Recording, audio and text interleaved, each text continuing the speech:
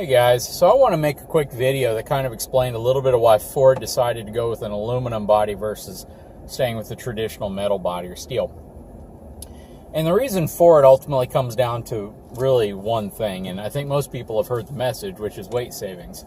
But what a lot of people may not know is why they were looking for weight savings so much, what the point of it was. Because a lot of people said, well, the fuel economy didn't increase that much, and you know, the performance didn't increase significantly, so why did they go to aluminum over steel? And it all comes down to really one thing.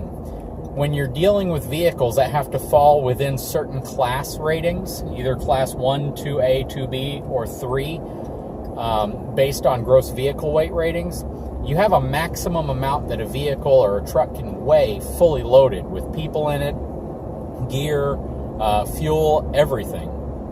And a vehicle cannot exceed the weight rating of the class that it's in. So in the case of my truck being a class 3 truck, it cannot exceed 14,000 pounds. So what that means is if you can shave 500 pounds of weight off by switching from steel to aluminum, or 1,000 pounds of weight off by making that shift, you can then allow the truck to have a greater payload capacity. Or you can continue to do upgrades to it, such as, you know, more features, more interior features, more exterior features, whatever, because it gives you more room to add weight in other areas. So that's why Ford claimed with the Super Duty, though they were cutting 800 pounds, they were reinvesting some of that back into the truck in terms of, you know, heavier duty components. That's not necessarily true 100% of the time, but what they're really doing is giving themselves the flexibility to still have best-in-class ratings and capacities. So what I mean by that is, if you have an F-150, and that F-150, let's say, weighs 6,500 pounds, and let's say it's a 2014 model that's made out of steel, or has a steel body. If it's 6,500 pounds, and the maximum that truck can weigh based on it being a Class 2B vehicle is 8,000 pounds, that means you have 1,500 pounds to use for payload, whatever that payload may be, people, accessories, cargo, whatever.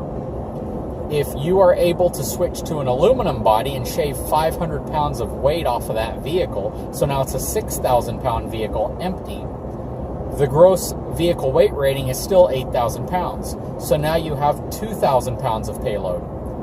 And that's where truck manufacturers are able to tout things like best in class this or best in class that.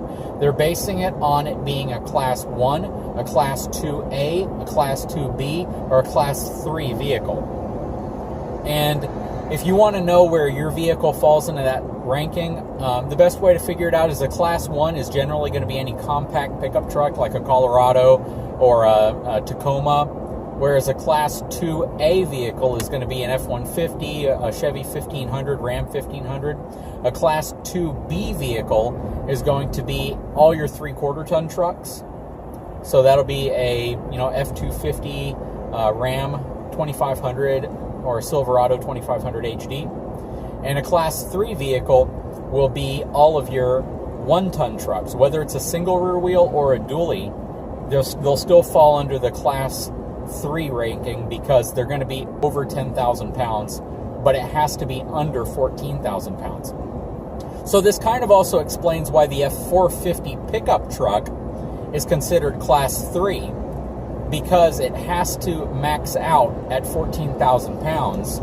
And even though the truck itself maxes out at 14,000 pounds, the truck is roughly 1,000 pounds heavier unloaded than a F350 dually. So technically, the F350 dually is closer to being a medium-duty truck from a payload perspective than an F450. Where the F450 trumps the F350 is in towing capacity.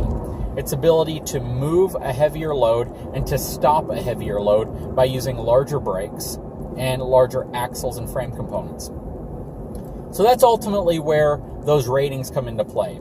And that's also why truck manufacturers are trying to reduce the weight of their trucks as much as possible.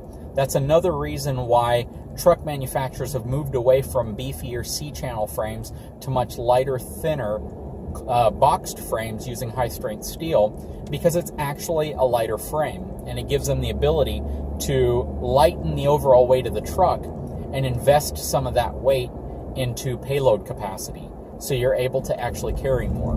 But again, part of that is also marketing. The reality is most people don't really max out the payload of their truck. I know a lot of people do, and a lot of people put a ton of weight in the back of even half-ton trucks. But for the most part, the manufacturer being able to brag about having the highest payload capacity in its class is more important to them.